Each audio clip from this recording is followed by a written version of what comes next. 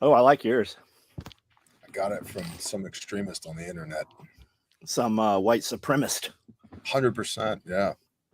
Happy birthday to you. Isn't it Amanda's birthday today? Yes, or right around here, some one of those days. You know, the sign of a strong marriage is that that's all agreed upon to be okay in your marriage. Well, I wasn't. Her birthday was going to be next month when there's hundreds of people here, so we delayed that. Mhm. But then I got messages, hey, I'm coming to Amanda's birthday, what are we doing tonight? So So you're I going to would. go do something, right? yeah, we went to dinner Saturday night. Yeah. Yeah. Awesome. Well, it's Bear Day today, guys. Welcome to our Tuesday live. We got Bear Independent, Bear from the internet, who before this live stream we were talking about how important it is to get live and not just over the internet with each other. True. So Confirm. that's can confirm. And I've got John Willis from Special Operations Equipment. I'm Nicole Hello. Stoss from livingfreeintennessee.com. Guys, we haven't talked in about 4 months. So Really? what's changed in 4 months, Bear? Oh, shit. How much time do we have? Let's see. I'm building a house, and we've been 2 weeks away per the builder for completion on the house for about 2 months. And so I have refrained from strangling anybody yet, but hopefully we're actually about 2 weeks away from completion right now. That's literally where my wife is this moment, pulling a bathtub because that's the job of the wife of the homeowner, is to pull the bathtub. So that's fun. Construction ongoing on Caleb House, which is our juvenile human trafficking restoration facility. $50 words. It's a place where we put kiddos back together again after they've been trafficked. And some of the people that who have been on your show are here helping us build that. So Barndo construction is a go. I've got to do final grading where the administrative building is going to go, and the foundation for Care House 1 is done and laid, and now we're doing a little bit of remedial dirt work so that we can get house in and set, and so that's super cool. Agriculture is ongoing there. One of our guys is like taking every permaculture class he can get his hands on. William Bond, Billy's son, has been out there, as has Nick Ferguson, who have walked the property, taken a look at it in the whole nine. So that's cool. Let's see. Refuge training. We've done a bunch of trainings. We've got a bunch more trainings coming up. I am trying to be, caveat, asterisk, trying to be at Self-Reliance Festival October 5th and 6th of 2024, which is one of the things you're holding my feet to the fire on, and I'm going to have an answer for you end of day. And what else? Refuge Medical is having a little dust up with our e-commerce platform, and Still? yeah, with even more additions to the bullshit rules as of this morning. That I can't name names per my legal counsel, comma. Right now, this only applies to us, and that's really, really interesting. It doesn't apply platform wide, it only applies to us. So today is a great day to buy a freaking first aid kit from refugemedical.com. That's me. How about you, Nicole? How have you been? Wait, let's go back. So what problem do they have with you right now? Or what are they citing is the issue, if you're allowed to talk about that? It's not somebody So, pounds down. in a hypothetical universe where there was a company called Smefuge Medical, Smefuge is having an issue with their e-commerce platform, where apparently the CEO of Smefuge Medical says words on the internet that the banks who process payments for the e-commerce platform do not like. Therefore, smefugeretical.corn is being penalized via this e-commerce platform, singled out, and unable to sell hemostatic agents, hemostatic impregnated gauze, which, guys, it's kaolin clay. It's clay. It comes from the earth, of all types and varieties, including combat gauze, quick clot rolled gauze, hemocom bandages from Tactical Medical Solutions, Celox Rapid, et cetera, et cetera, et cetera, even though it's friggin' clay that comes out of the ground. So smefugeretical.corn in this hypothetical universe has elevated to the trust and safety division of said e-commerce platform, which, after being provided multiple FDA classifications, having the manufacturers of said hemostatics brought in as subject matter experts, having doctors testify to the safety and trust team, has still been decided that the payment processor in this hypothetical universe does not approve of smefugeretical.corn. And so therefore, we need to remove all of these things from our hypothetical website and or suffer the consequences. And they're after those specific products right now, nothing else beyond that, correct? That is currently what the issue is, even though in this hypothetical universe, those products are available on that e-commerce platform from over 100 other, over 100 other imaginary online retailers. So I talked to you about that before when we had Run Everything Labs, Rob Bailey's company, Dana Lynn's company. They were using the same payment gate and platform and had their website there, but they had issue with us selling those products. So we actually removed all of that. And that's when Shopify said, no, we're not, you can't use our payment gate at all at that point. So it was just a mess. Yeah, we're navigating that. We're navigating that. I'll just leave it at that. But I would leave it at that. I'll reiterate, it's a great day to buy a freaking first aid kit. So, and of course, you know, we have lots of friends in the industry, some of which are mutual, who we've been on the phone with, and the concern there is from other friends on this hypothetical university commerce platform, that some of the other offerings that they have on their imaginary websites, such as body armor, training aids, it's coming. All these things, there seems to be an ever increasing encroachment upon the civilian's ability to possess and or purchase these things. Yeah, they won't have to pass a law. You just won't be able to receive funds for it. And that's coming. It's, if you remember, I think it was 2 years ago now, where the credit companies broke up those 3-digit numbers, those classification numbers. They used to all be sporting goods, and then they broke out and they did ammunition, and then they did firearms completely separate. You'll see more of those here shortly, where it'll be, you know, tactical gear, or, you know, body armor will have its own code also. So the credit card companies will just stop, you know, processing that. The banks won't take the money for it. Same thing when PayPal stopped doing, you know, firearms transactions. Yep. Yeah. So it's, you know, we're navigating, and it's fine. It'll be all right. Yeah. We don't have to pass a law saying you have to take the thing. Your boss, your employer will, you know, stipulate. I'm not afraid of it. I am significantly annoyed by it. It's definitely annoying. But whatever. Okay. So in this hypothetical universe, I'll build my own HTML website with my own payment processor and my own fulfillment. Fine. And that'll cost me low to mid 6 figures. Cool. It's mine now. And if I have to host that on my own server, I'll do that too. Evan could get you up and running in 4 hours, probably, with an alternative just for those separate products. Yeah. I am interviewing some guys from a company called American Cloud tomorrow that exists to be an alternative to command and control sorts of things. So yeah, Evan has reached out to me, and you're on my radar, Evan. Yep. He will be here all weekend. Anybody who wants to come to a radio class 2-day for Father's Day, it will be here at the compound. We have camping available. The shop will be open to you guys, and it'll be a very small hangout. Also, we'll probably all go to dinner and such. So good time to come to class. He's got 50% off for Dad.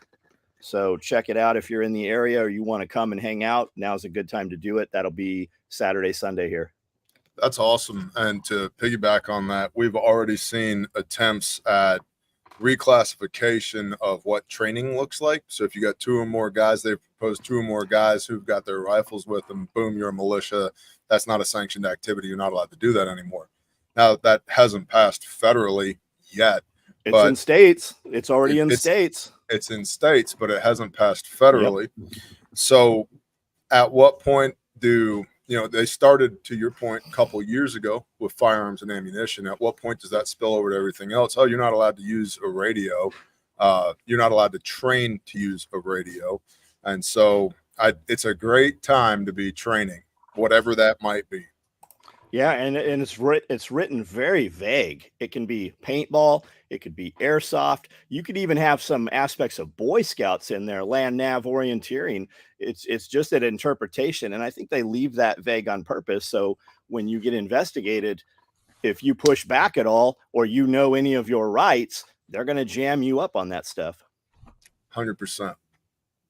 And most people don't have the time. They don't have the money to fight those fights in real court. No, and it's onesie twosie, right? Like they'll take out individuals rather than try and taking out the state of Maine, for example, where that has been passed. Thanks, Little Red. Little Red says Refuge is well worth making the drive out to Oklahoma for their products. So what's new with you you guys? She had fun at the ruckus. I know that. She did. Yep. They can apply those already idiotic rules however they like. That is the purpose of vague law. Yeah. It is just, it's a hammer. You're seeing it. You're seeing that silly shit encroach here. We just got a new code enforcement officer. Now I'm out of city limits, but the code enforcement officer came from Chicago, doesn't appear to have any ties to the community, literally threw a dart, ended up here. Hey, you'll be a great code enforcement guy. And the first thing he goes out is on the local Facebook group. And he's like, all you people with chickens that have had chickens for the last 20 years, you can't have chickens anymore. You have to have over 5 acres of property to have any farm animals in city limits. Now, there's a lot of farms in city limits that are under 5 acres. And boy, he is like thriving on this stuff. We talked to some law enforcement dudes and I'm like, what's up with your boy? And they're like, that's not our boy. He literally is living on this shit, loves it. And he just loves the turmoil. He's literally walked into people's houses and shit over this stuff. And it'll be interesting to see what happens. You've got some 200 different people that are like, you better bring a SWAT team. You better bring a lot of guns. You better bring the cops. And it'll be interesting to see what law enforcement does backing this and who's really pushing this in town council or whatever, where this is really coming. It sounds like that fella needs some midnight motivation. Yeah. Just like prohibition. I mean, everybody knew where the stills were, but everybody knew where the sheriff lived, right? So as soon as one of those dudes' houses was burnt to the ground, they stopped enforcing that. It's I mean, the best way to get at them is embarrass them. Yes. Publicly humiliate your politicians over this, and things change very quickly. I like that. I like that a lot. And on the local level, it's pretty easy to do that. That's why when Dawn showed up with Bossy and Dixon, they were like, oh, never mind. Well, I was there for that. And it was weird to see from the inside. And when I started looking into that mayor, he's gone unopposed for, I don't know, 20 years. I think he's been the mayor like a very long time. And there's a ton of articles about corruption and all kinds of shit. And we went in there and there were 4 or 5 ladies, Dawn being one of them, and it had a prepared speech. And they were told they could speak for 5 minutes. He's like, nope, you can only talk for 3 minutes. And the whole time that they were talking, he was banging a gavel, like literally almost continuously. And as soon as the last person was heard, he's like, okay, meeting adjourned. They shoo us out, and then they have their real meeting. It like they look at you guys like they act like you are cockroaches. It is insane. Just like I remember my mom saying like pompous asshole, and that literally came to mind. That dude is a fucking pompous asshole. Like if there's a definition in the dictionary, it's that guy's photo. Why are you laughing, Bear? I love it. Pompous asshole is a great description. Yeah. Like it just came out of nowhere. I hadn't heard the term in 20 years probably. But what you get from that kind of a community pushback, even though nothing changes at the meeting, is if you're smart, footage, recordings, and you can like split that all up, and that does start having an influence. Like in my local area, you show up with a camera at one of those meetings and you're rolling, which they can't tell you not to do. Yeah. People start looking fearful. They're like, oh no, now they're going to see what we're really doing. I'd be live streaming that shit. Like, straight up. Mm-hmm. And then, like you said, you take the live stream and you chop it into 100 different pieces of content, blast that everywhere. Yep. Like, Put money behind it and get the chicken mamas after in there. Mm-hmm. Yeah, I met a lady. I have no idea how I had never met her. She's like 10 minutes from us. I went and got rabbits from her, and her place is like magical. And you walk in there and she has a name for every chicken.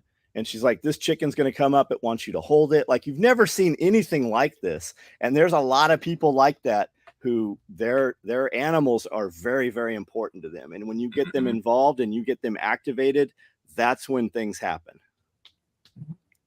Yep. And people will come from all over the state to different areas. I think all this is doing is organizing chicken lovers. It's actually the food freedom fight, right? Yep. We've been working on the food freedom fight here for years. It's hard to get people interested. Now they're interested because they're taking the chickens in Camden, Tennessee. Yeah, of all places, like here. Yeah. It's probably because they think they can. Well, they looked at your little town and they're like, yeah. Yeah, they said he thrives on this. He is loving the chaos that he's creating here.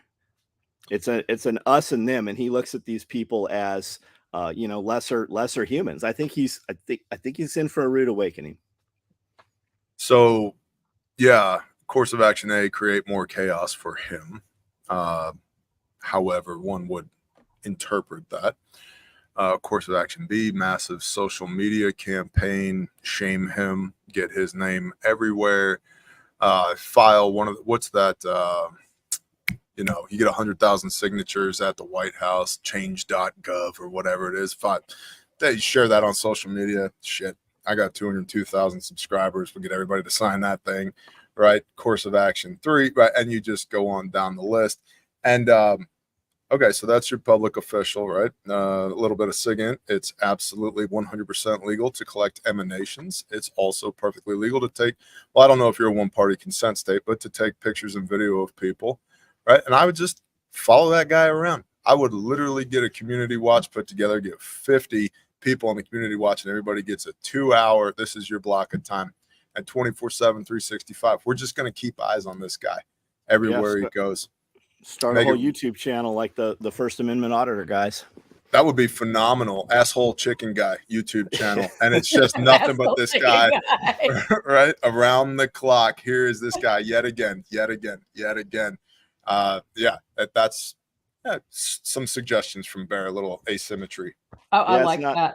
It's not just chickens, man. I have not met this man yet. I feel like he came from Chicago and this kind of stuff wouldn't work there because they would harm him.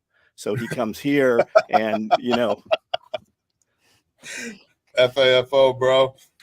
Yeah. Yeah. It's fine pushing around 24-hour prayer vigil. Go try that in the hood. There you go. I like that. Flaming bags. It's another bag of poop, Martha. I was trying to think of like what kind of campaign, a mailing campaign could be done. I'm not sure that's the right one for effect. So that's a great idea. Sorry, I didn't mean to interrupt, but I'm gonna rotten chicken eggs. So I used to live in a little town where every year one of the teachers at the local school would get flamingoed. And I didn't know what this was, but at the end of the school year, all the other teachers in the school and their families and their friends, everybody would get one pink flamingo. And they would wake up in the morning and they'd have hundreds of pink flamingos in their front yard, just as a gentle little prank, like, hey, we love you. Congratulations. Have fun cleaning all this shit up, right? Do that to this guy, right? Get all your farmyard animals, the whole nine overnight. You back up the livestock trailer. You got goats and cows and sheep and chickens and turkeys and hogs just running through his yard. Like, hey, sir, you're in violation of the city ordinance. You're not allowed to have any of that. Are you on 5 acres? You know what I mean? Just saying. Yep. See, it's fun when we get to brainstorm these things. I love this. This is great. Operation Take Down This Dick Bag. I love it. Turn it into a petting zoo. I'm surprised it hasn't started yet. Who knows? It might have. Who knows? They're meeting in the taverns now, plotting their next move. Yeah. Yep.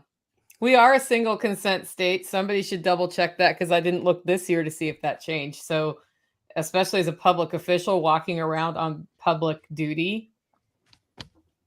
Well, they're there about is to no pass. reason you can't stand on the street and film or live stream everything with Telephoto a lenses are directional amazing. microphone. There's a bill in Tennessee that they're trying to pass where you cannot moderate chickens and your ability to have food and stuff. Food sovereignty law. Dawn's pretty involved in that, and Dawn, coming from Camden, when she saw all of this going on, she said, "Hey, anybody has any paperwork, harassment, tickets, anything, send them to this law firm," which happens to be her husband's law firm, who is helping with the other one also. So we'll see. It'll get some teeth. It's got some traction. Yeah, Amanda would have real flamingos. If you can't get pink flamingos. You have to feed them a special diet. Flamingos don't just come pink. Yeah, it's because of the crustaceans they eat, right? Yes. Isn't that what's in Kaido-san? Isn't that what's in the? Yeah, that's a great point. Yeah. Oh, look, dude, 2 birds, 1 stone. All right, so you get the flamingos for Amanda, feed them the shellfish. When they're done, when there's nothing but shells left, I'll come, we'll fill up the dump trailer, we'll throw that shit through a grinder, we'll put gauze in it, and then boom, we got Barrow Sand or whatever we want to call it, Jono Sand, Amanda Sand. Amanda Sand, that's perfect. That's our new brand name of combat gauze. Amanda Sand. They have we have these archery competitions around here. It's a pretty big deal. Like they fly helicopters to see where these carp are and these gar and stuff. And these guys come in with like bow fishing teams with these badass boats, man. It's like a riverine boat. They got all the lights and the fans, and dude, the boats itself are pretty cool. But they shoot so many of these, and they bring in these huge rollback trailers, and they fill these things up all the time. And those fish, they go off to like Purina, and they make dog food and cat food and stuff with them. All you got to do is get a couple boys in one of them rollbacks and just dump that thing, just spread that on out there. I don't know. Oops. Yeah, and then you here's what you do. You put a safety vest on, you get a hard hat, and you carry a clipboard. And on the clipboard, it's a delivery ticket. Sir, listen, I'm Johnny with XYZ Logistics. I got to drop this, right? Pull the lever, boom. Oops. Yeah. Job order said here. Yeah. Sorry, sir. Call Jimmy. There's always a Jimmy, by the way. If you're doing anything surreptitious, there's always a Jimmy. Hey, man, you're going to have to call Jimmy. And then what do? You get a Google phone number that goes to Jimmy, right? Say, yes, sir. We got the order from, and actually, it's funny. It came from your office. Yeah. What? I need to see the paperwork. Brine shrimp. Yeah. Anybody ever buy sea monkeys? Sea monkeys out of the back of like Ranger Rick or Boy's Life? Sea monkeys. Those are brine shrimp, guys. That's what they are. I was very disappointed when they didn't have cute little outfits and, swords and shields and stuff or whatever the pictures were in there. Powdered milk, pour it on the lawn at night so the dew makes it smell in the morning. That's a great idea. See, all of this is asymmetric. This is perfect. This is wonderful. Yep. I mean, you could also drop a dozen eggs from somebody local off at his place as a gift every day. Well, so there's nobody with chickens that doesn't find a rotted chicken nest. I mean, we could accumulate enough of those. In the arboriculture industry, like trimming trees, tree care, stuff like that, there's this thing called the big shot, and it's a 6-foot tall slingshot that you use for putting a weight to launch a weight with a little string up into a tree to pull your climbing line in. Chicken eggs, goose eggs, turkey eggs that maybe are slightly past their prime. You get your mortar teams of big shots stationed around the, pumpkin chunkin, whatever else you got. But accidents happen. That's all I'm saying. Yeah. Yep. If you've never found, for guys that don't know, eggs sit, chickens will go off and have them. And when they hatch, the chicken will only sit there. Once the eggs start hatching, the rest of the eggs sit there. She won't hatch them. They will ferment. Eventually they will pop. But when you pick them up, you can smell them. When you go to toss them, if you are not very careful, it will explode in your hand. It sounds like a 22 going off. And man, if you get that on you, it does not matter how much you wash. You will smell that on your hand the next day. It's terrible. Ask me how I know, right, John? That's right. This is a great live stream. The grass is really hard to clean up. I was pulling back to throw it, and it popped right here and got all over my head. Oh no! And your life was terrible from that point forward. Yep. Yeah. Yep. Yeah, we had a duck setting eggs, and she hatched one Awesome. and walked off with that duck. Yep. And Yep. we only got one duck out of that whole thing. We have a mama turkey who has hatched 15 turkey poults, one turkey, which is incredible because if you've ever done anything with turkey poults, their survivability rate is like non-existent. It's like 50% attrition. And this one gray, skinny turkey hen is just walking around with this gaggle of baby turkeys behind her everywhere she goes. She's kicking ass. And what's cool about it is typically our turkeys, because we free range the turkeys and the chickens, our turkeys will kick the hens, the chicken hens, off of a clutch of eggs and then sit on those, then hatch out these little baby chickens that follow the turkeys around and think that they are also turkeys. So it's cool to have some actual turkeys back on property again. Yeah, it is cool. Yeah, we got a big burn pile in the back that one of the big dogs has just made a cave in. Like you can get in there yourself. It's so big. And on a video, I was doing a property walk with a dude that we did a podcast with. It just came out. I think it went live a couple days ago. And we're walking back and Brandel goes, "That's a turkey." And I go, "It sure is a turkey." And we don't have any turkeys. And they were inside that burn pile. So from somewhere, wild turkeys have shown up, and they're always here. Before we were fenced, we would see them. That's cool. I've got two turkey toms now that are okay. Well, did all of my sound go out? We hear you. We hear you. I see you. You guys talk. I need to look at something. Okay. Okay. Cool. Well, you have what? I have these two gay turkey bros that just they have their own little pride parade in the front yard every day, and it's gotten to the point if they hear my voice, they come walking over to me and they'll stand 10 feet away. The whole time. I can't even like film videos now out on the property because these dudes will hear my voice and just come running. And there used to be 3 of them, but it was on Passover. I just slaughtered the Passover ram, and I'm trying to talk to my people about the importance of the Passover.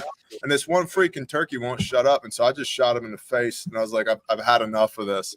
So we're down to 2, and my wife is very much so like, you can't kill any more of them. It's like, babe, I love you, but I can do whatever I want. We can get more turkeys, but these 2 turkeys have got to go. I miss the COVID morning briefs, like when you would kill roosters all the time. Like I haven't seen you kill anything in a long time. Yeah, it's been a hot minute, but well, a lot of the roosters that we have left have smartened up. You know, they're passing the smart genes on, and so they now will run from me rather than running to me, which you might think, like back to the comment earlier about the lady with the magical farm where like this chicken is Bethany and this one is Elizabeth. And like, I'm not that way. My wife is that way. All the animals love her. Me, not so much. And they've all associated me as the guy who's going to kill them and eat them. And I'm cool with that because it's 100% accurate. I'm going to kill them and eat them. In the meanwhile, my wife is going to love them and nurture them and feed them. And so we have kind of this push-pull relationship with our livestock, but she likes eating them too. She just doesn't like to be there at the end of life, you know.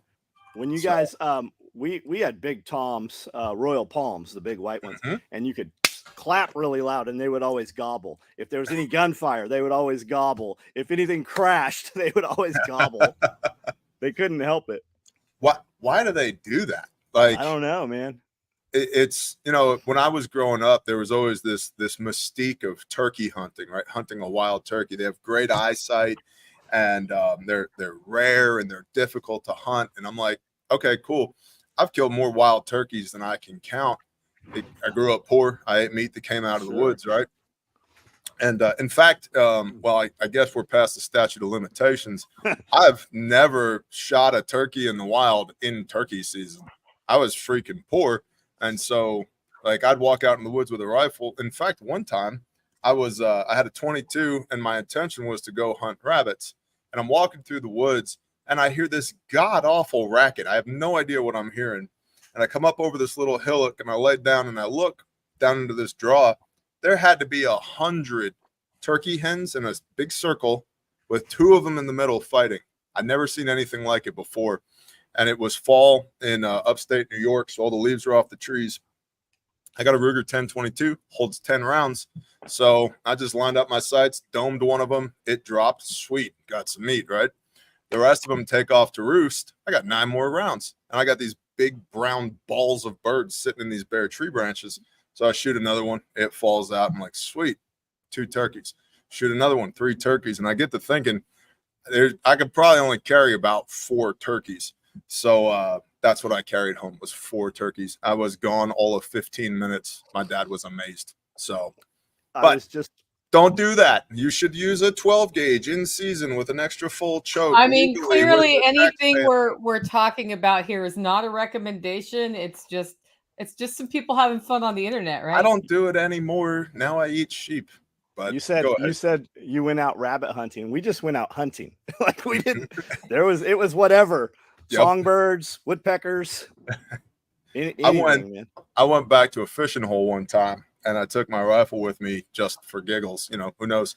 And my intention was to go catch some panfish. And I'm a terrible fisherman. I'm not good at it. Never been good at it. But I go back there, and as I'm walking back there, a rabbit jumps out of a hedgerow. So I drop the fishing pole, swing the rifle up, and rabbits have the worst defense mechanism ever. They run and then they stop, and they just look at you with that side eye. Right? Like, you can't see me. If I don't move, you can't. Well, yeah, now you're not moving. You're 10 yards away. Boom. So I shoot this rabbit, pick up my fishing pole, get to the fishing hole. Another rabbit runs out of the hedgerow. So I shoot that thing. Boom, another rabbit. And now I got 2 rabbits. I don't need to go fishing anymore. Go walking home. Another rabbit runs out. I shoot that rabbit. And then back to the wild turkeys. A gaggle of wild turkeys comes walking through. So I shot one of these hens. And so I got 3 rabbits. I got a fishing pole and 3 rabbits in one hand and a turkey hen and a rifle in the other. Come walking back up to the house. And my dad goes, I thought you were going fishing. It's like, hey, we have meat. It's not fish, but we have meat. It'll be okay. I don't like fishing. I like catching. If we're there 5 minutes and I haven't caught something, we're done fishing. I'm 100% there with you, John, on that one. I would rather catch a lot of little fish on super light tackle than sit there for a big one. If the world has ended and we need fish to survive, my wife is in charge of that. She's like the fish whisperer. She's amazing at it. And I all day I will bait your hook and take the fish off the hook. I don't care, because if we're dependent upon me for fish, we're all going to starve to death. I don't got it. Yep. I just saw a short, maybe it was this morning.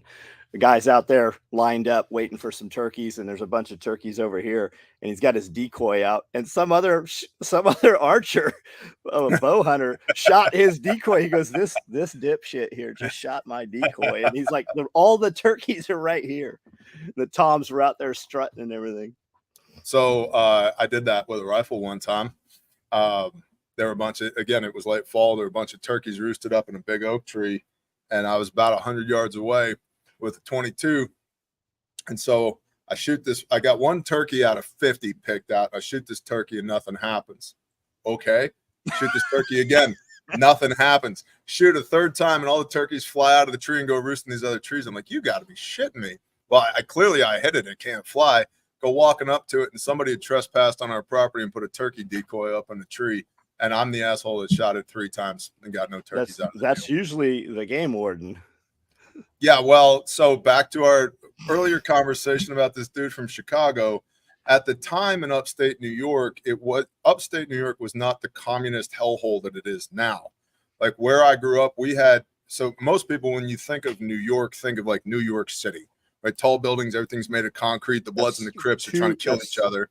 That's 2%. 100%. Right. And so I grew up on land, and, growing up, we had a pig named Elvis, and we had Clydesdale horses and cows and chickens and the whole nine. And we had woods, lots of woods, and lots of hayfield, and 4-wheel drive pickup trucks. And I literally went to school with a Mossberg 512 gauge and a Remington or a Winchester Model 70 7mm Remington Magnum in my pickup truck. And it was no big deal. And then Columbine happened, and then everybody lost their heads. You couldn't do that anymore. But that's what it was like growing up in upstate New York. It was just, we were country folk, poor country folk. And now, like, it ain't the same anymore. I left when the county the county commission passed an ordinance that if you had a blue tarp on your firewood, it was a $250 fine because it was an eyesore. And the way I ate was I sold firewood. Yep. And so me being me, I went to the hardware store and nobody's buying blue tarps anymore. So I bought all the blue tarps at a heavy discount, and I was giving away blue tarps for free if you bought a quart of firewood as a middle finger to the county. I remember hearing this. And that's when I was like, I got to get out of this state. I'm not going to make it here. It's just a matter of time before I'm wearing an orange jumpsuit. So man, there's something about cutting firewood too. Just that smell. It always brings you back. You have those memories from it. We were in a wood lot yesterday, and the guy, I'm out there with a GoPro, and I'm not even filming. I'm just walking around, and he goes, can I help you? I'm like, no, man. I love the smell in here. Mm-hmm. Just that the sound and the force of those splitters splitting that wood and busting those knots up and stuff. So my first year in business, the way I started that business was I needed 10 to 12 cords of firewood per year to heat my own house. We had a huge wood boiler in the basement, a 3-story uninsulated farmhouse, and it gets cold in upstate New York. And so I needed all this wood to heat our house. And so I would take a Ford Ranger 2.3 liter 5-speed. 84 is what I had. Yep. Same, bro. That was my first Ranger, was an 84. Tan, 2-wheel drive. Mine was spray painted black. I bought it for $500. And so I'd take it back there. I'd cut standing dead timber, throw a chain around the log, throw it around the ball hitch on the bumper, pop it in second gear and take off and use it to skid logs with. And I'd cut firewood in the front yard because that's where the house was. And people would stop and say, hey, man, are you selling firewood? The 12th time, yes, I'm selling firewood. How much do you want? And built it from there. And so then I started felling trees for people because I got pretty good at cutting trees down. And I'd worked 2 summers, one each for a different logging company, learning how to fell and all that, grade timber and all that. And so after work, I'd go and cut trees down all day or go trim trees all day. And I'd come home and I would just split firewood to cool down. That was like my cool down at the end of the day. And my first year in business, I sold 98 cords of firewood split by hand. My second year in business, I sold 192 cords of firewood split by hand. And my third year, I bought a friggin' log splitter and put 2 guys on it. But yeah, I love firewood. Yeah, they have a Paul Bunyan show. I think it's in Ohio, and it's just all it's all firewood and anything to do with wood. And then in Louisville, Kentucky, we have an outdoor home and garden show, but a lot of that is, big equipment and logging and stuff like that too. I love that stuff. Just looking at it, just watching the demos and stuff. So I really want to get for Grindstone 2 things, probably 3 things. Because you know what you know. I've had the life experiences that I've had, right? So I want a firewood processor, a large bandsaw mill, and a log truck for Grindstone. Yep. And then you need a skid. You need the grapple on it. Yeah. Well, so on the log truck, you want a Prentice 120E grapple loader so you can load the logs onto the truck. But just in Barnesdale, Oklahoma, we were there 17 days, and I guarantee you we sent at least 100 cords of firewood to the dump to be burnt, and probably $250,000 to $300,000 in value of saw logs to the dump to be burnt. And so there's got to be a way to reclaim that, and people will pine over that. How could you do that? But we got to get this shit out of here. The town just got smashed by a tornado, and if we don't move it now, it'll never get moved. It'll sit on the side of the roads forever. You just bring in 2 more guys with that processor. You could load that dimensional lumber onto a semi or a short truck and just run that to wherever. You could kiln it or not kiln it or do whatever with it at that point. But I mean, you guys are cutting down. You don't have any control over what gets torn out of there. And there's all kinds of hardwood. I mean, hell, some of the 100-year-old trees, Yep.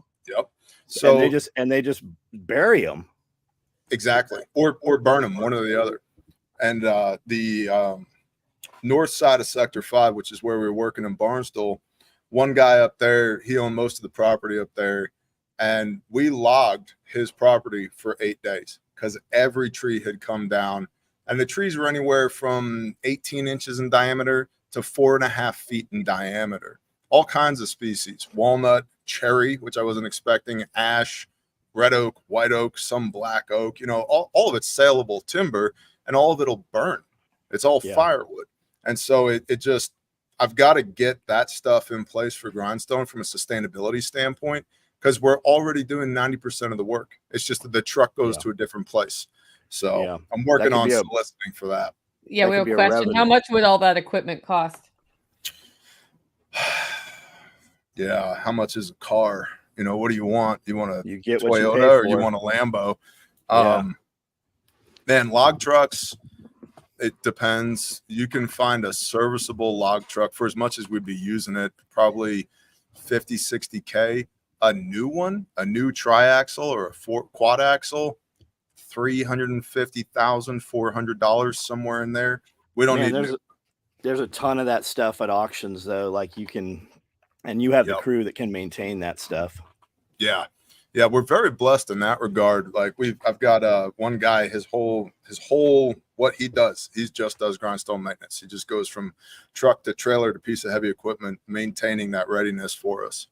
So I need that guy. I spend more on batteries every year than fuel. I believe it. Yeah, the most damage that happens to anything here is just UV, just sunlight. Wow. Have you seen? Okay, hard pivot. Okay. Arctic. What is it? The Arctic anomaly. Have you seen that? Okay. So I know nothing about it, so I'll just opine on this. But apparently in the ocean down there by Africa, southwest of Africa, out towards the Antarctic, there's this Arctic anomaly where the temperatures of the oceans there are significantly higher than anywhere else. And it's growing. And it's only there some of the time. And then some of the time it's not there. And people are starting to notice, to track this and look at the activity of certain things like HARP or that giant Arctic thing. Yeah, in the Arctic ice. Arctic dipole anomaly. Yep. And so, and now what they're saying is because of the increase in ocean temperatures, that's greatly increasing the severity of these hurricanes that people are going to experience, which is why the forecast for hurricanes is up 50% this year. But it makes me think, tinfoil time, it makes me think this whole global warming thing, what if they're actually artificially trying to warm the earth in order to play into their propaganda agenda? Do you actually think there's any chance that that's not the case? There's a dude, I know I've sent him to you a couple times. There's an Instagram guy that follows all these weather patterns when these storms appear and the electrical pulses and such. I'm not sure what it is he's tracking to see these things, but it's very convincing. I'll send you one next time I come across them. I believe you. I gotta go pee real quick because it's I do too. You go and then I'll go. I'll be right back. All right. Go fast. What's going on, guys? Thanks for being here. I see everybody leaving comments here. For some reason, when I comment, it puts 4 comments up. I'm not sure why it does that. So there's a drop down to the left of the comment thing where you can choose just yourself. Got it. Okay. That's why. But that just means it goes out on everybody's channel. Got it. I see you guys asking about Hunter Biden. Yes, of course, we've all seen it. Is he going to go to prison? I highly doubt it. Should he? Where's the victim? Yeah, of course, everybody wants him to go to prison because of what's happening on the other side also. And if you do that to us, we're going to do it to you. But the fact is, none of those guys should go to prison. If there's not a victim, there's not a crime. Was he taking crack? He admitted to, yes. Should that even be a thing on that 4473? Have you used drugs? What about your Fifth Amendment? So they just negated your Fifth Amendment by this. Should you even have to register guns to get those guns? Should you even have to do the paperwork? The answer is no. No, you shouldn't have to. No victim, no crime. So is he going to go to prison? No way in hell. Looks like Bear's coming back, Sean. Your time has come. It was like perfect timing. Is Hunter Biden going to prison? He can't hear. No. Is Hunter Biden going to prison? No. No way in hell. Listen, No, and then at that point, why are we spending too much time on it? I'll take Yeah. 100-1 odds on Hunter Biden goes to prison. Yeah. Hey guys, mean- if nobody knows, if you have not heard the words jury nullification, you should look that up. Now, you should also know that there are judges that will put you in jail for even mentioning jury nullification. No victim, no crime. If you're It's on a actually jury, an excellent way to not get put on a jury if you don't want to be put on a yeah, jury. if you're on a jury and there's not a victim, there should not be a crime. The state should not be that shouldn't even be a thing. If you can't roll out a victim, then that's the end of it right there. Yeah, show me the aggrieved party. Yes. Okay, Bear, tell us about the matching grant that you have right now for Grindstone, because I feel like if people haven't heard about this, they need to hear about it soon. Oh, okay, sure. So we do this little thing called Caleb House, Caleb with a K, Kaleb, house.org, which is a nationally registered 501c3 organization that is 100% privately funded because we rescue and restore juvenile human trafficking survivors.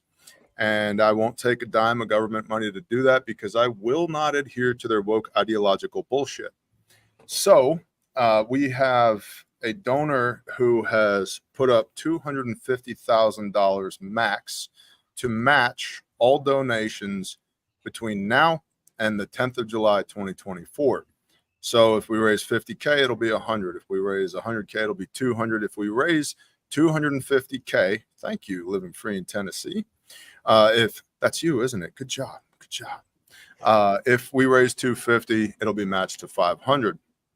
And for those that are maybe seeing me or hearing me for the first time, 500 is a lot of money. We are, number one, building a restoration facility. We already have dozens of people in our care and a network of safe houses. We're building a restoration facility where all of the things that we do are on one piece of property that will house 60 children for as long as they need to be there. From, we have nonverbal children in our care. The youngest that we've recovered has been 1 year old. And the reason for that is that these sickos are more and more targeting young children because they're nonverbal and therefore can't testify in court. And the ones that are verbal are more and more, they're not being recovered because they've been killed, so they can't testify. So we make sure that bad shit happens to people who do bad shit like that, and then we rescue these kids and then restore them. The restoration facility, to be able to house 60 of those children for however long it takes, there's no timeline on what we do. If you come to me when you're 4 years old, you will be on property, part of our program, as long as you want to be here up until you're 18 years old, so 14 years. It takes $7 million to build that facility and to staff it and operate it for the first year. To give you an example, the Department of Homeland Security, who has jurisdictional oversight on human trafficking, but who operates precisely 0 restoration facilities, spends $357,000 per child per year. Caleb House construction cost is $117,000 per child, including the first year of operational expenses, OPEX. After the first year, our OPEX per child is $17,000, aka we're, 2%, 1 to 2% of what DHS is spending with your taxpayer money in order to do the job that they're not doing in the first place. So that's Caleb House in a nutshell. And we maintain teams in the field who are literally in the field right now, literally making sure that bad shit is going to happen to bad people.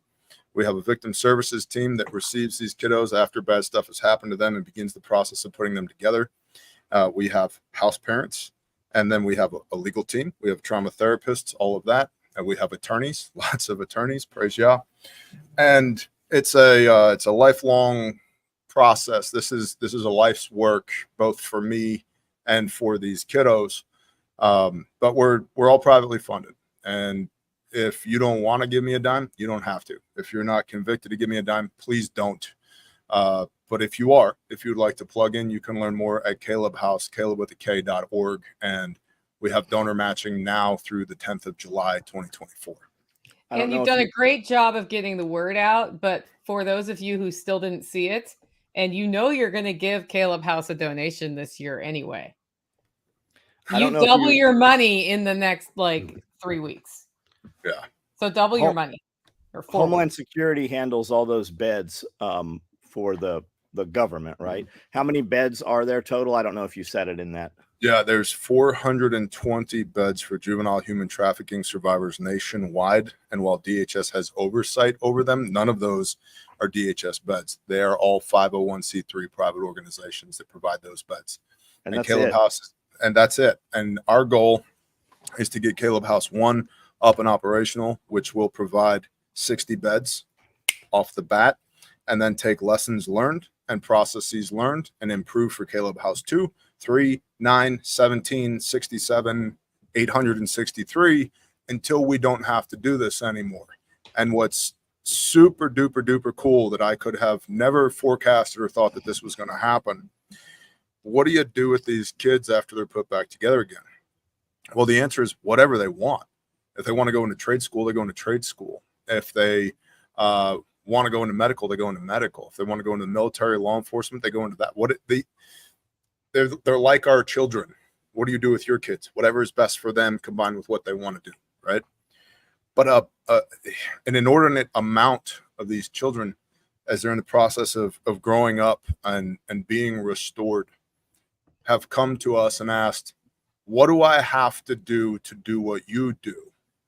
Well, what do you mean by that?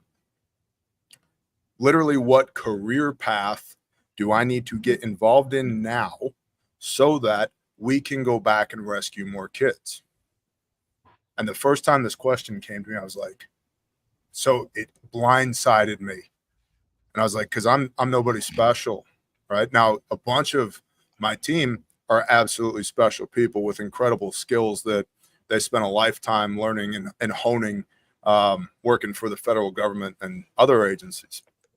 But not me. I'm not special. I said, why? Why do you need to know that? Why do you want to do this? And this kid looked me square in the eye and said, because I still have friends back there and we need to go get them too. Crushed me.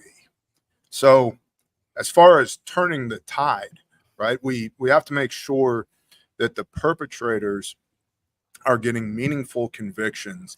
In California, as little as 30 days can be served on some of these charges. 30 days, in and out in a month, back on the street, hurting more people, right? And so we want to build the most compelling cases as we can in conjunction with law enforcement, local, state, and federal law enforcement to get meaningful convictions on these guys. And we do. Because statistically, each perpetrator, each victimizer is responsible for 82 victims statistically. So that's exponential growth in the wrong direction. Also, this is unfortunately a learned behavior, meaning hurt people hurt people. So we got to unhurt people before they become part of the problem. And if we can unhurt people, enough people successfully, they become part of the solution. And we can shift the momentum in the other direction for exponential restoration rather than exponential victimization. And like 17,000 kids per month go missing in the United States of America. There's 420 beds nationwide, 0 of which are actually paid for by the U.S. government. And right now, Customs and Border Protection is asking Congress for more beds for illegal immigrants here in the United States of America because the 11,700 beds that they have aren't enough. And they're asking for 116,000 beds for illegal immigrants in the United States of America that your taxpayer dollars are paying for. And we got 420 beds nationwide for kids who have been serially raped by assholes. So somebody has to do something about this. And we're part of the very small group of somebodies that are doing something about this. Explain, if you can, why you can't use federal grant money and the DEI bullshit that goes in there with all of that. So when a grant is administered, when it's granted to you upon receipt of those funds, there's stipulations in these grants, especially if they're federal grants. Now, there's private foundations, there's many different vehicles for grant monies, but by far and away, the vast majority of those funds are administered at the federal level. If, in order for you to take receipt of those funds, you have to adhere to the woke ideological bullshit that is being pushed by this administration. Now, that sounds well and good. Okay, whatever, no problem. Think about it in actuality, tactically on the ground. I have a kid named Tim who is 15, who has been abused daily, probably since the time he was about 5 years old. So he's got a decade of a history of abuse. Thousands of times somebody has hurt this kid. And now Tim thinks he's Tina. And he has a whole bunch of behaviors that he's learned that he cannot participate in anymore. And I'm going to take Tina, for this woke ideological federal bullshit, and put Tina in the same room with some other girl over here in girls' housing because Tim feels like Tina today. I can't do that. Legally, morally, ethically, I can't do that. And check this out. So not only is it wrong for the children, but if Tim does something to one of these other kids, there's 3 agencies that have oversight over human trafficking and anti-human trafficking. And none of their rules line up with one another. So there's the Attorney General's office, there's Department of Homeland Security, and then there's Child Protective Services. And they all have different rules, regulations, all of that. So if I take money from the federal government and say that grant is administered through DHS, and I adhere to, I have to put Tim in girls' housing because he feels like Tina today, I now get shut down by Child Protective Services and or the Attorney General's office for endangering this child. The whole thing is bullshit. And so rather than play any of those games, we just don't. Now, that manifests itself in other ways. Building Care House 1, which is the first care house where these kids will be housed at the restoration facility, Caleb House. We had a question of how big do the bedrooms need to be? I know how big they should be, but is there a federal guideline, a statute, a regulation, some onerous thing somewhere over here that's going to come back and bite us in the ass? I need to know how big the bedrooms need to be. Our legal team, this is not an exaggeration, our legal team plowed through 5,000 pages of documentation from Department of Homeland Security, Child Protective Services, and the Attorney General's office in order to, and you can't pick up the phone and call any of these people and ask them because they don't know and they don't care. They're doing other things. They might have oversight over this because it was given to them under the Patriot Act, but they don't care about it. They got other things that they're doing. And if they do care about it, it's individual agents in individual cities who are passionate about this. It's not the organization. 5,000 pages on what size a bedroom should be, right? And so it's almost set up as like it's just a matter of time before they get you on something. Well, yep. I don't want to play any of those games. I'm an ordained pastor. I'm a whole Bible believer. Right is right, wrong is wrong, and I shouldn't need to ask permission from the government to do the right thing. Now, we also work with entities within the government, local, state, and federal, in order to be able to prosecute these bad guys. So there's a give and a take there. I can tell you for a fact, the FBI as a whole is dog shit. But there are individual FBI agents inside of the FBI who are super passionate about doing the right thing, rescuing kids and make sure the bad guys end up behind bars. People don't like hearing that because they want to pass judgment on the organization as a whole. Therefore, if you're part of the organization, you must be a piece of shit. You must be a bad guy. Not the case. It's 1%, 2% of the agents who are inside of there who love their country and who are trying to do the right thing. But the organization as a whole is broken. And so that's why I won't take money from the federal government or even state governments, because I don't want them to have a leg to stand on when they say you have to do this. No, I don't. I will figure out how to maneuver through the rules that you have in place, but you're not going to dangle millions of dollars in front of me in order to get me to comply. Yep. You'll see Child Protective Services take children out of houses because there's not enough bedrooms for the kids. And where do they put them? They put them in foster houses where there's not enough bedrooms for the kids. You see that stuff all the time. We had a girl working for us and her house burnt down. And I had no idea that she lived in that house. And I heard about it about maybe 6 weeks later. And I said, why didn't you tell somebody? Like we could have changed that that day. And she was living in a shed, just a steel building with a generator, had no power. They were running some wood heat. And I said, why did you? She said, because they will take my kids. If they found out that house burnt down and my kids, she has 2 children, were living in this, it's across the street, literally across the street. We had no idea. And she said, because they'll just take your kids. They will pull your children from you and put them someplace where there's already 10 other kids. 100%. And increase their chances of abuse. I mean, how many kids have been recovered that have gone where? Back to the foster system. They've literally recovered the exact same kids. Thousands. And there are good foster parents, but the foster system is broken, is busted. And the good foster parents will tell you that. But if a child has been trafficked once, there's a 79% chance they will be trafficked again. And I hate to say it this way, but it's like if you have a horse that's already broken, they're just easier to ride. Yeah. And it's the same way with these freaking children. And anyway, we're actually doing something about that. And I hate the fact that we have to. And I frankly never intended for this to be one of the things that I do. But the creator of the universe told me that I have to. And I don't get to argue with him. So we do. And to be perfectly clear, I might be the face that you see associated with Caleb House, but there are so many people behind the scenes that are doing this 24/7, 365. Like, do not at all even attempt to applaud me for what I do.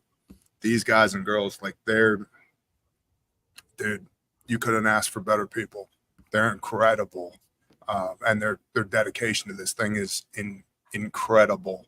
And so I'm really, really blessed, really fortunate that we have amazing teams of people who, by the ones and twos, have come to us over the years that we've been doing this, and we've been able to build out a really profound field team and victim services team and restoration team, to the point that we're literally setting case law precedent in states all across the country, doing things that we do, doing things the way that we do them, in order to be able to get, again, meaningful convictions on these pieces of shit. And it ain't me, it's us. And I'm just one face of dozens in the Caleb House organization. And it's with intention that not all faces are forward facing, right? That's 100% intentional. My face is already on the internet. I can put my face on the internet one more time, no problem.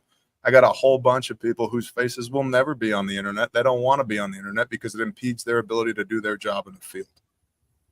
And if you ever did meet those people, I would never say, hey, this is the guy that does that thing with that organization, right? Hey, this is my friend Bill, right? Hey, Bill, good to meet you. What do you do? Stuff, things. I like chickens. Next. We tried to hire one. They were already on the way to you. I'm like, that motherfucker. Yep. Yeah, got you again. First it was Cody with Sojourn Gear. Now, yeah, that's just good now people, no names, man. Just good people. Yeah, amen. They are. Any opinions on Homeland Security developing a secondary standing army? Any thoughts on stuff like that? I saw somebody say that in the comments. When you have the IRS buying, thousands and thousands of AR-15s, more so than they even have personnel. Department of Transportation is a very interesting one with the stockpiles. Wait until you start seeing military age males showing up with military equipment. And, the question is always going to be, where did that come from? 100%. So it's kind of the Wehrmacht versus Die Waffenstaffel, right? The German army versus the SS. Who were the SS? Yeah, they were Hitler's private army that were funded by the party, right? They weren't the army. They were his henchmen, if you will. Ideologues, right? That was part of being part of the SS. And I think we're seeing something akin to that now. Possession does not equate to proficiency. And so I've met a fair number of people in DHS and in government service, and the vast majority of them are not shooters. They're just not. And I don't care if you've got level 4 plates and an M4 and an ACOG. Dude, if you had 4, 5, 9 donuts for breakfast this morning, like, you're less of a threat than you think you are. And that goes both ways to all the dirty civilians out there. If you had 4, 5, 9 donuts for breakfast this morning, you're less of a threat than you think you are, because PT matters. It's probably the most important thing, other than, I would submit, your faith. If your chassis doesn't work, it doesn't matter how much cool guy shit you strap to your chassis. And that goes for government agents as well. But to your point about equipping and training military age males, not all those guys are shooters, but some of them are. That being said, dude, I hope it never comes to that, because the government, not just the Department of Defense, the government has such capabilities. We do OP4 on occasion, opposition forces, and we get to fight against some of these units on occasion. And some of them, it's like, yeah, we would stand a chance. It'd be all right. And then some of them, dude, they will mop the floor with you. And when the dudes with long antennas on their radio show up and start calling in airstrikes that you never saw, and when I say airstrike, maybe it's an AC-130, maybe it's an A-10, or maybe it's a little tiny drone. Multiple times, they have hacked my radio. They're on my freak, and only I can hear them. They're not talking to my whole team. It's just me, and they go, "Hey, Bear, you're down." How am I down? Oh, yeah, drone strike, you're down. Thanks, bro. At 3 o'clock in the morning behind a parapet wall, right? Yeah, drone strike. And I think that's something that civilians haven't really onboarded. It's become the reality over there in Ukraine, but here we don't think about that. I actually had an amateur drone pilot fly a drone across my property recently, and we come to say recently, within the last 6 months, come to find out it was some scumbags that were using the drone to do pre-operational surveillance, to go in and steal shit from people. What do you do when you see a little red blinking light just floating out there in the pasture? It's a drone. Cool. What do I hit it with? What if that drone is weaponized? What if that drone is doing surveillance to call in a larger drone to, well, I know how to hide from thermals. Cool. Does your toddler know how to hide from thermals? And so, like, I think they're really important questions to ask, because I'm not for tyranny. I'm not for governmental oppression. I believe that we have God-given rights that are codified in the Constitution that tells the government what it can't do to us, not what we can't do because of them. I'm not saying that I won't, but I really don't want to fight those people, because while possession does not equate to proficiency, a lot of the things that they possess, the average civilian has no idea how effective those things can be. And it could be as simple as a pickup truck with a 50 cal on the back of it. That thing drives through your residential neighborhood and starts shooting, 12.7 by 99 AP through the side of your house. Now what? Will that happen? Gosh, I hope not. Probability of that, I don't want to comment on it. But if it did, what's your freaking plan? What are you going to do? Because your level 4 ceramic plates don't matter anymore. Your guts just got turned into jello, right? Yep. So yeah, there's no quick clot for that. Yeah, 100%. Yeah, you're not walking away from this. What about Jedburgh units operating inside the United States? Bro. All right. So it kind of seems it. First of all, I have been schwacked on my pee-pee by certain members of the United States Army for using the term Jedburgh, because SF teams that back during World War II were Jedburghs, and they were the good guys, not the bad guys. And so they don't like the term Jedburgh, or some of those folks don't like the term Jedburgh, even though the first time I heard it was from a dude in 5th group. Okay, cool. Dude in 5th group was like, bro, there are 100% Jedburgh teams on our soil domestically. You see this stuff happening. McAllister Munitions Base, which is closer than I would like it to be to where I am, where they make all conventional ordnance that gets dropped out of planes. Everything from your standard 500-pound bomb to JDAMs to MOABs, right? 20,000-pound bombs. In the last 6 weeks, they've had 4 incidents where 4-man teams have been walking the perimeter or driving the perimeter. doing pre-operational surveillance. There's multiples of them. It's not just there. I know. So on Fridays on my channel, we do the national intel where people write in about stuff that they have seen with their own eyes or heard with their own ears. We've gotten dozens of reports of people who are encountering these teams going all throughout the country doing pre-operational surveillance. That would indicate what an operation is coming. What's the operation? So I think there was a proof of concept with this martial law that was declared in Ukraine. Zelensky wasn't reelected. He's just the reigning dictator at this time. We literally on D-Day just watched the president of the United States of America shit his pants on live television, right? Like that, that literally happened. Okay. Here we are, 2024. I don't know if we, the people, will be allowed to have an election this year. And if it looks like the election is going in the wrong direction because Trump's base has been highly motivated, given everything that's been happening to him on the legal front here lately, copy that. Cue the sleeper cells. It's time for chaos. Also, there's an argument to be made that the deep state, if you want to use that, the apparatus that it has pre-existed Biden in D.C., along with the Bidens, has already been bought and paid for by China and has been for a long time. It's in, if you think about this from an asymmetric standpoint, it's in China and Russia's best interest that we have troubles at home. What a great way to exacerbate our existing issues at home than to bring millions of people across our southern border to affect our economy and to have pre-positioned operational teams in every city in North America. So that's all low. I'd say that it's a low probability, but high confidence that it could happen. For people that aren't aware, there's been many incidences like this in a community where some SF guys live. A lot of special forces dudes live there. It also happens to be where the power was knocked out for over 2 weeks for some people just a year ago. It's very close to there where Pat Mack and some of those dudes live. Dude saw two guys taking video and photos of his children. He had some conversation and ended up shooting one of them 7 times. This dude, turns out he was a CAG guy. That's a Delta dude.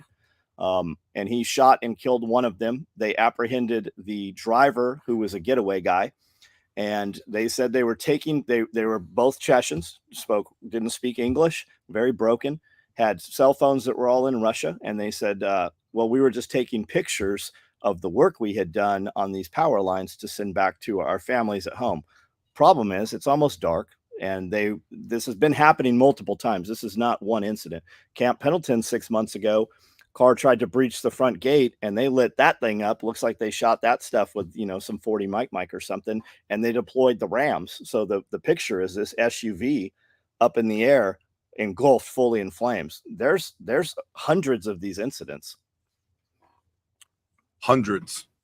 And of course, it's not being reported because it's not in the media's best interest to report it because they're all bought and paid for anyway. Did you hear Frisella say that his security team had a dude, Chechen guy? Honest, you heard all that? Yeah. Yes, I did. I'll actually be at his house later this month. I'll put in a good word for you. Badass. I would love to see you and Andy in the same room. I think we've got mutual friends. I'm friends with Rob, and he's done some business with Rob. We're close. We're just not in the same. Our circles haven't overlapped yet. We'll see if we can fix that maybe. Yeah, awesome. Yeah. Are you in Arate? No. You should be. No, I'm in CCV, which is Rob's. Okay. Clear, calculated, vicious. That's cool. I think you'd enjoy Arate.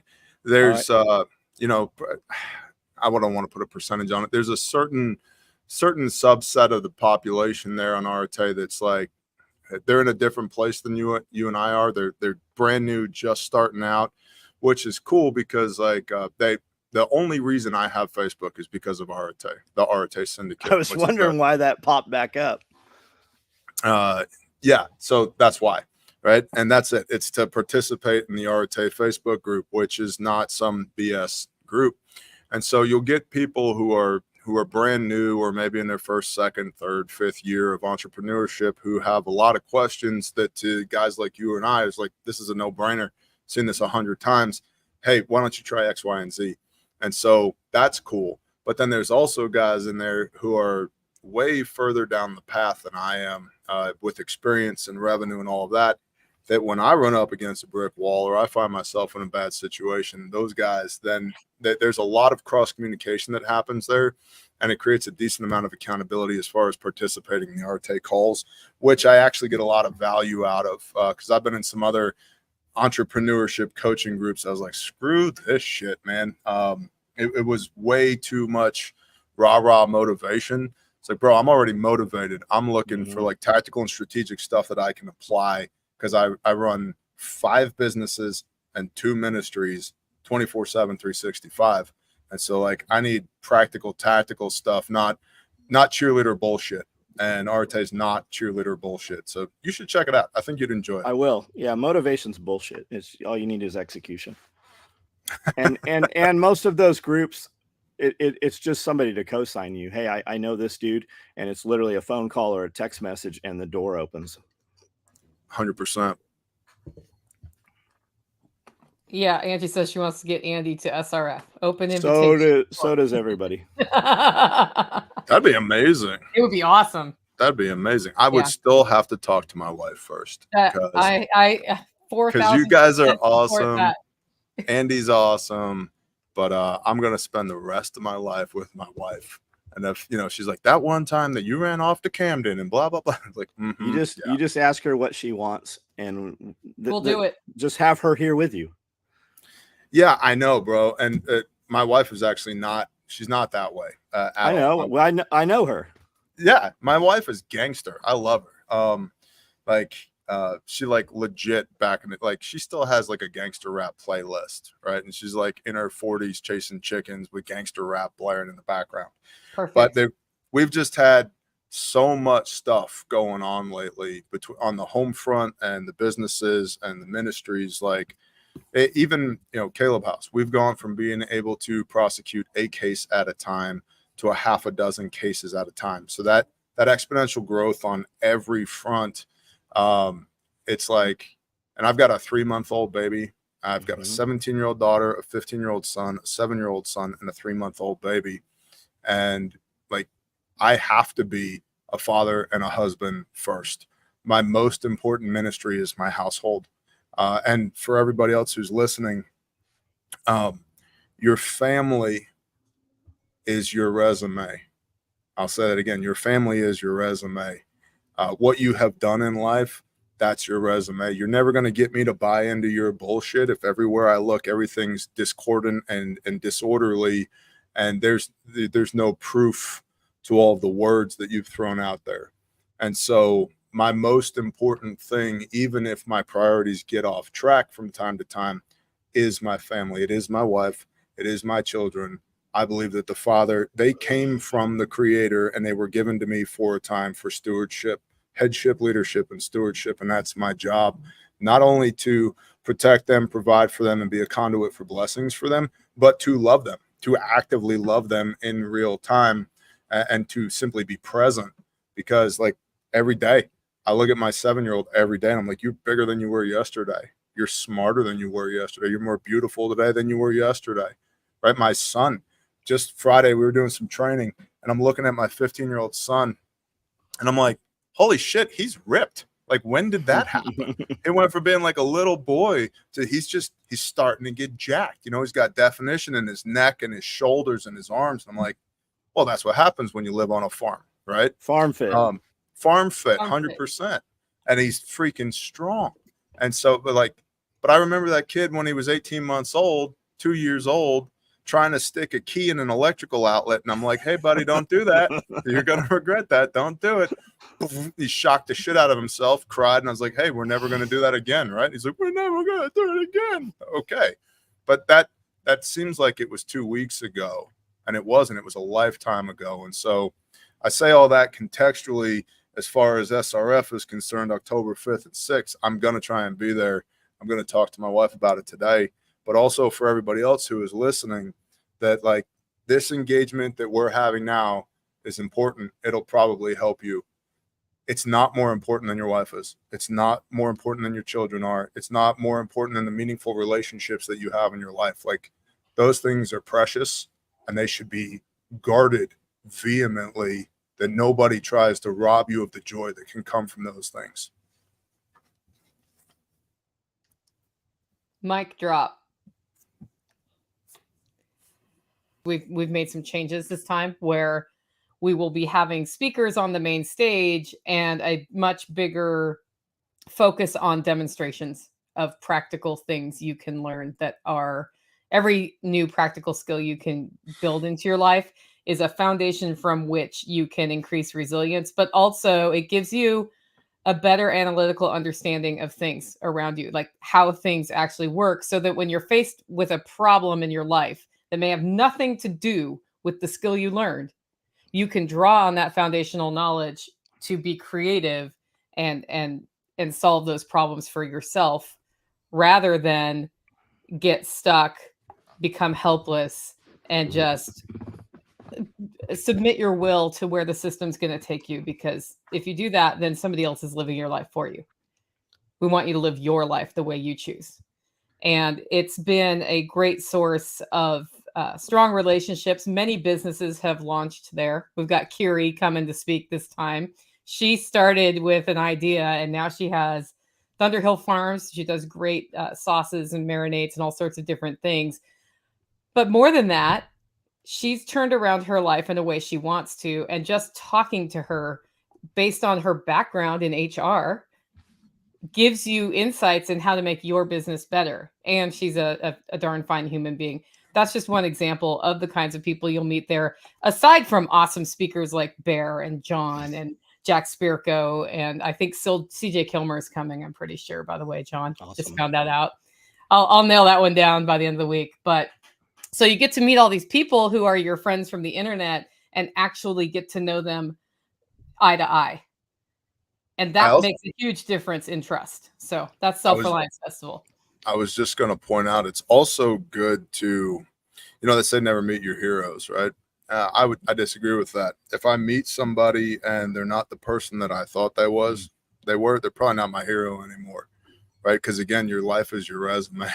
I want to meet you. I want to see if there's some veracity to the things that you say, some gravitas to all the shit that you spew. Right. And that's one of the really awesome things about SRF is everybody I have met there, super genuine, real people. They're the same people, whether the camera's on or off. And you just don't, I travel the country. I've been to all kinds of prepper fests, all that shit. You just don't find something like that. There's a lot of good events that happen around the country, but SRF is absolutely worth going to. Hey, I'm talking to your friends. You might also find when you meet those people that, meet your heroes kind of thing, that those are normal dudes. They don't have, there's not a magic. There's nothing there. Hey, what's up? They're just normal guys. Like, you have no excuse for not just executing and getting your stuff done. 100%. Yeah. And you need people to call you on your bullshit. Right. And sometimes you might not even know that your bullshit is bullshit, right? It takes somebody else looking at that and going, dude, what? Stop. Why are you so concerned about that? That's nothing. There's actually this thing over here that's going to bite your head off if you don't prioritize appropriately. This thing's annoying. This thing can kill you, right? You're focusing on the wrong things. And sometimes it just takes them telling you, hey, you can do this. Yeah. Scully talks about they were engaged in a firefight, and one of his guys took some shrapnel, and he's like, I'm dying. He got hit in the head. And Jeff looks at him. He's like, you're all right. He's like, I'm all right. He's like, you're okay. And he just back in the fight, and that was the end of it. Like, that dude was prepared to just lay down and die. How many guys or women just want to do this thing and they just have it in their head that they can't? And all it takes is somebody to go, you can do this. Mm-hmm. Like, we did it. Here it is. Here's the plan. You can do this. Also, how many people are in some place where they're like, I need to get out of here. I need to get out of here. And you've been saying it since you were 15, 25, 35. there are people recruiting, and I'm not talking about recruiting for the militia or, whatever. They're recruiting for neighbors. There is property all around here. I would love to have somebody move into some of it that we actually have something in common, right? Not just some crazy liberal from California, but somebody who actually wants to produce some food and believe some of the same things. We've got people in Ohio. We've got people in Oklahoma. We've got people in North Carolina. We have people in East Tennessee, Middle Tennessee, and people come here all the time. And I always say California because that's the extreme distance. People come here to the event, meet somebody that lives 10 minutes away where they've lived there for 30 years and never bumped into each other. There's 12 couples that have been married. They've came here, met each other, and have had kids. That's amazing. Yeah, they keep saying they want like a singles thing, and I'm going to put this out.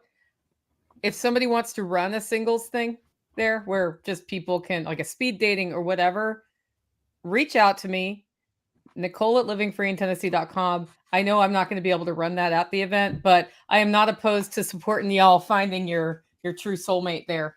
So, second witness on that, I've had a lot of people reach out to me about that as well. We need like preppersonly.com or whatever. And I think so great idea. You're in charge of it. Like, I got too many things on my plate already, but I am working on a thing with Brother Rex, the Taborosaurus Rex channel. He's a great dude. I've had the blessing to meet him on several occasions and talk about genuine people. He's super duper real. And he's one of those people when you meet him that like, he's great on camera. Like, you like that guy on camera. He's way better in person. Like, the real human being there's way more there than what the camera will capture. Pastor Joe, Viking Preparedness, is another one of those guys like that. Like, you watch the camera and you're like, oh, I like this guy. He's good to go. And then you meet him in person. It's like, oh, wow, there's a whole nother real person behind all of this. To your comment earlier, though, about people who are moving here, one of the things that I've learned since moving to Eastern Oklahoma, when I first moved here, I had an old farmer tell me, son, you're not from here and you're never going to be from here. Your kids ain't going to be from here. One day your grandkids might be from here. Until that guy's tractor, or actually it was a bulldozer, got stuck in the mud, and I was in my Sunday best, and I hopped out of the truck, much to the chagrin of my wife, and I went over there and I spent half a day helping that guy get his bulldozer out of a giant hole in the ground. And now, not only are me and that guy friends, I have access to his bulldozer. And here's the point I was going to make. There are tons of properties that exist that can be bought, but are not listed for sale.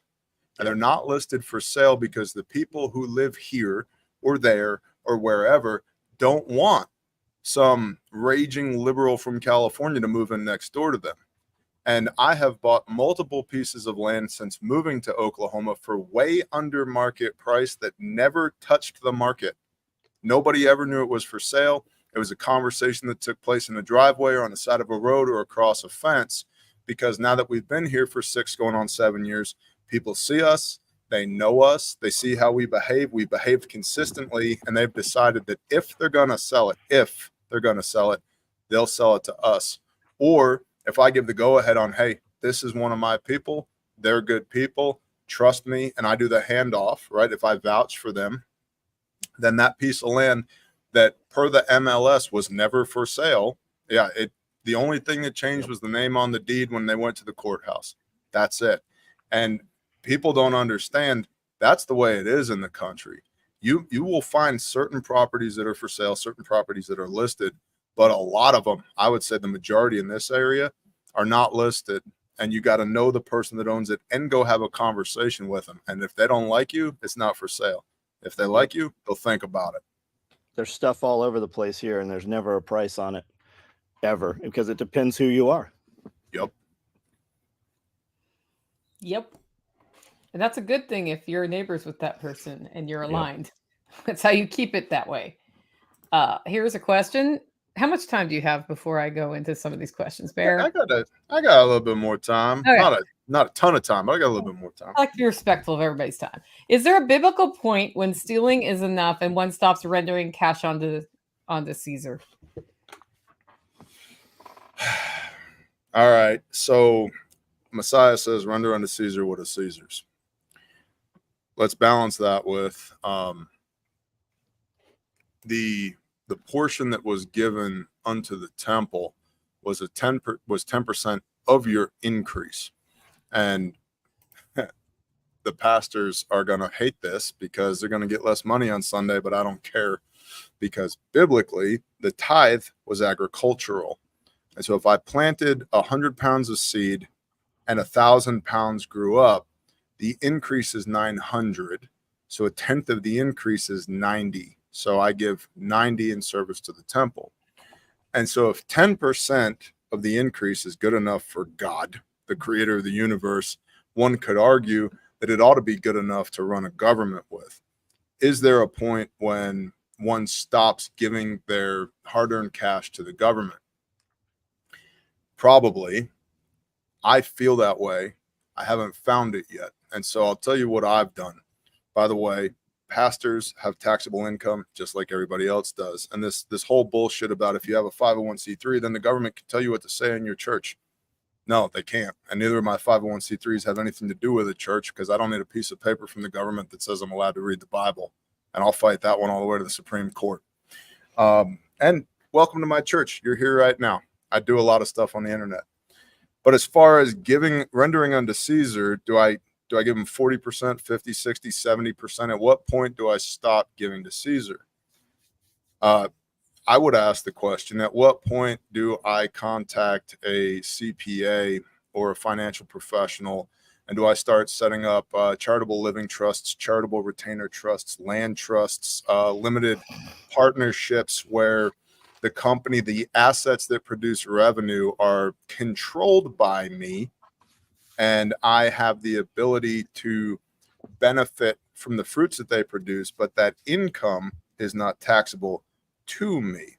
At what point do I start looking at spending a little bit of money to vastly reduce my taxable burden?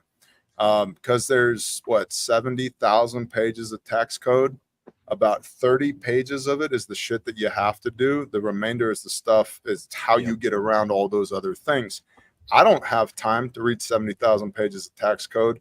So I pay somebody who does and who has been doing this for decades, so that every 90 days when I get on the phone or a Zoom call with my financial team, which sounds bougie AF, it doesn't cost that much. I have a 6-person financial team. When I get on the Zoom call with them, they say, hey, you should do this, you should do that. What do you want to do? And what I want to do is pay the minimum amount of taxes possible to not have to wear an orange jumpsuit, and protect the revenue producing assets so that I have something to gift to my children while avoiding the death tax, so that I have control over these assets that produce revenue and I benefit from them, but I'm not taxed on the revenue that they produce, because that revenue is not tied to my social security number. So there's my answer on that. There's a lot of guys that want to, I'm not paying taxes, or I'm not going to make any more money because I'm not going to pay any more taxes. That's great. If you're comfortable with that and you're off the radar, more power to you. I have too much to lose. Those guys usually don't change anything. They die and nobody knows when they're gone. They don't change the direction of anything. They have no legacy. They also don't have any employees. Make more money is always the answer. Make more money. 33 cents when you set up a business, you set up another account. It can be IRS or theft or whatever. 33 cents of every dollar transfers into there. That can set up daily, weekly, however you need to do it. You're generally covered at 33%. And yes, it's theft. Yes, you don't get anything for it. Yes, they give you no services for that. However, in the middle of the night, you're not going to have somebody knock on your door, kick your door in, shoot your dog, and maybe kill your family and your children over this. And that happens frequently. It doesn't happen to people typically who are doing nothing. You just have to decide whether you want to do something or you want to do nothing. It's the same thing. I love the sovereign citizen stuff. Love it. I've never met a dude who had some shit on a paper where they're like, hey, I went to the bank and here's my IRS and here's my social security number. And by the way, you always see all those videos. What you never see, does that dude look like he just got a check for $2 million from the bank? Hell no, he didn't. Yep. There's 2 books that I would recommend. One is called Profit First by Michael Michalowicz, Profit First. The other is called Tax-Free Wealth by Timothy Wheelwright. Tax-Free Wealth. And tax-free wealth will probably only begin to make sense to you if you already have a CPA or somebody who prepares your taxes. You're not walking into Jackson Hewitt or H&R Block, which is stop doing that. I also firmly believe every American citizen should have at a minimum an LLC and should be filing an itemized return, because you can deduct so much stuff as an LLC. Yeah, you might get a child tax credit as a W-2 wage slave. Okay, cool. What is that? I don't even know what the amount is on that. I have 4 kids and I don't even know what the amount is because I don't care. I'm not looking for credits back from the federal government on the money that they borrowed from me at 0% and give back to me at the end of the year. I want to give them as little as possible to begin with. So file an LLC, do an itemized deduction, a Schedule C. And by the way, I'm not a tax professional or a financial professional, and I don't play one on YouTube, but I do have large amounts of revenue in payables and receivables, and I have decided it's way better for me to pay somebody else who knows what they're talking about than it is for me to take lead on it. What other questions you got, Nicole? I could probably do like 1 or 2 more. I mean, there's always lots of questions. I will just go back to what John said and say people who are avoiding paying taxes by not making more money are the same people who will not buy a house because they don't want to pay property taxes on it, but will rent, as if renting from somebody else isn't paying the property taxes. It's keep the big picture in mind. The more I can pay a professional to help me find tax write-offs, the better I am. It's poverty mindset. What if I can make $70,000 a year on paper, which keeps me in the lowest tax bracket, and I own a revenue-producing asset that makes enough money to buy that house, and then I control the asset and the house that I live in, but I'm not liable for it, and the revenue-producing asset, aka the business or the trust, owns the house and pays the property taxes on the house, and none of that is ever tied to me. Oh, you can do that? Yeah, it's actually not that hard. I'm not that smart, by the way, just so we're all tracking. I don't have like a 180 IQ or anything. I've just done a ton of shit, and I know what works and what doesn't work. Money is enslavement. Dude, I have no idea who you are. I hope that you are 100% loving your life. Money buys options. Money buys time. Money buys priority. Typically, people saying those things, when you look at their life, I'm not interested in doing anything you're doing. Now, you definitely probably have something to teach me, but how many employees do you have? How many families do you feed with your business that you probably don't have? Like, that's fine, but most of that, and I don't know you again. I would love for you to show up and we could sit down on these cameras and have that conversation face to face on video. But most of those people, that's just poverty mindset. You were programmed at an age, and that's the dude that's like, money's not everything. For people that say that, money is everything for those people. They get up at a time they don't want to get up. They go to a place they hate. They work 5 days a week. They spend the other 2 complaining about the other 5, and they only can make a finite amount of money. When you have a business, you can make as much, you can get paid as much as you want. You could work 24 hours a day if you have your business. If you're a paid, salaried, tax slave employee, you're capped. You have to have multiple jobs then, and then you pay even more taxes. And the number you can pay your kid used to be $13,000 for any child that could literally do any chores at home. You could pay them $13,000 non-taxable. I believe that number went up. Money is stored energy.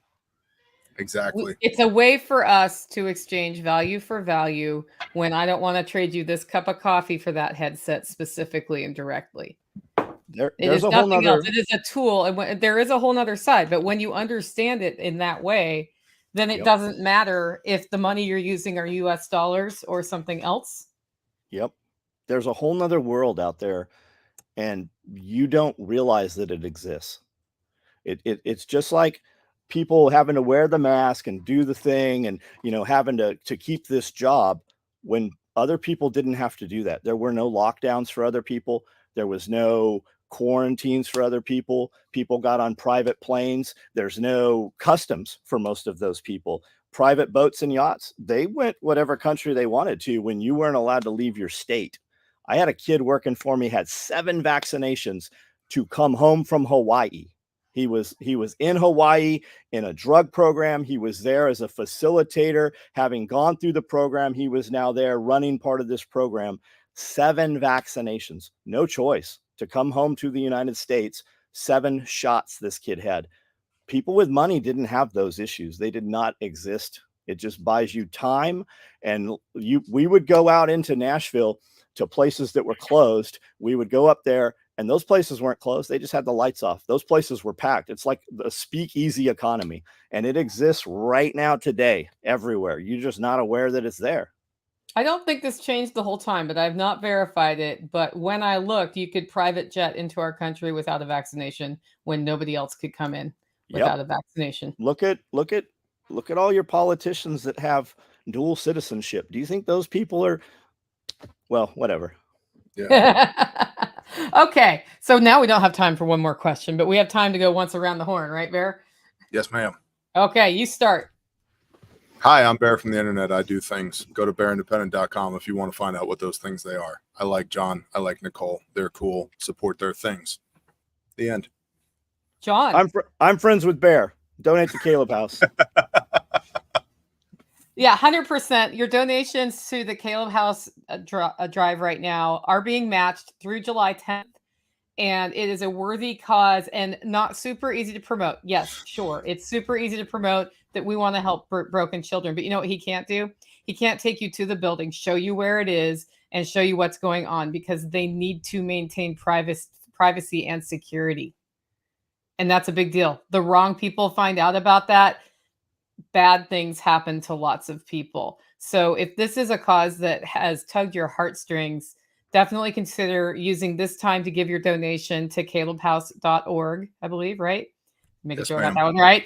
And also, if you are an existing donor, I believe this does count for your donation done in that timeline. You do not need to be a new donor like last year. So if you were going to give them a donation at the end of the year, consider changing your timeline. Give them that money now. It's a great cause. We are raising money for Caleb House at Self-Reliance Festival in October. So come on out to that, and we will do round 2 for Caleb House, and we will see you next week. I appreciate you guys very much. I also want to point out I do not get a paycheck from Caleb House or from Grindstone Ministries. So just so we're all on the up and up. I'm not one of those pastors. It's like, buy me a jet so I can fly to Zimbabwe and preach the word. We're not doing that. I make money other ways. Praise the Most High. I have multiple sources of revenue, and it's not the ministries. So just so we're on the same page there. All right.